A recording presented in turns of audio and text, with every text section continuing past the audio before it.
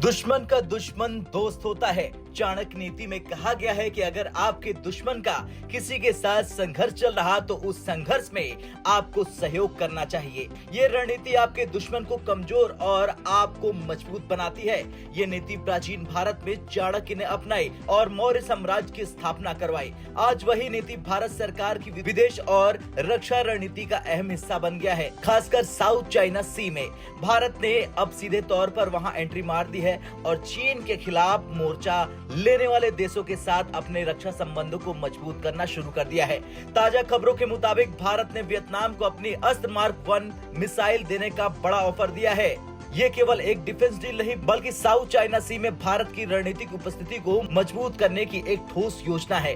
Vietnam जो एक ऐतिहासिक रूप से चीन का विरोधी रहा है, अब भारत के करीब आ रहा। भारत ने वियतनाम को ये ऑफर सॉफ्ट लोन के साथ दिया है, जिससे वियतनाम की सेना को सशक्त किया जा सकता है। ये मिसाइल भारत के द्वारा पूरी तरह से स्वदेशी तकनीक से बनाई गई है और ये बियॉन्ड विजुअल रेंज यानी BVR air to air missile की श्रेणी में आती है। इसकी रेंज 110 किलोमीटर है और इसे दुश्मन के फाइटर जेट्स, ड्रोन और हेलीकॉप्टर्स को निशाना बनाने के लिए डिजाइन किया गया है। चाणक्य नीति के अनुसरण करते हुए भारत ने वियतनाम को चीन के खिलाफ मजबूत करने का बीड़ा उठाया है। साउथ चाइना सी में चीन का आक्रामक रवैया वियतनाम समेत कई देशों के लिए बड़ी चुनौती है। चीन के साथ वियतनाम के बॉर्डर विवाद और 1979 के युद्ध ने दोनों देशों के बीच दुश्मनी को और गहरा किया।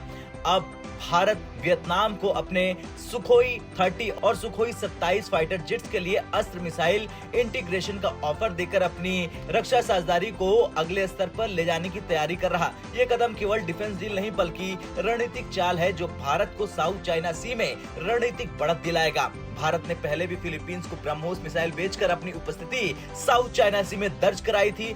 अब वियतनाम के साथ ये डील भारत को साउथ चाइना सी के अन्य देशों के साथ संबंध मजबूत करने का रास्ता दिखाएगी। भारत का ये कदम न केवल वियतनाम की सेना को मजबूत करेगा बल्कि चीन पर दबाव बढ़ाने का काम करेगा। ये मिसाइल डील भारत के रक्षा निर्यात को भी नई ऊंचाइयों पर ले जाने का अवसर देगी। मोदी सरकार की ये रणनीति भारत की अंतर्राष्ट्रीय छवि को भी और मजबूत करेगी। जहां एक ओर भारत आत्मनिर्भर भारत के तहत अपनी रक्षा क्षमताओं को बढ़ा रहा, वहीं दूसरी ओर वो छोटे छोटे देशों को सशक्त बनाकर वैश्विक शक्ति बनने की ओर कदम आगे बढ़ा रहा।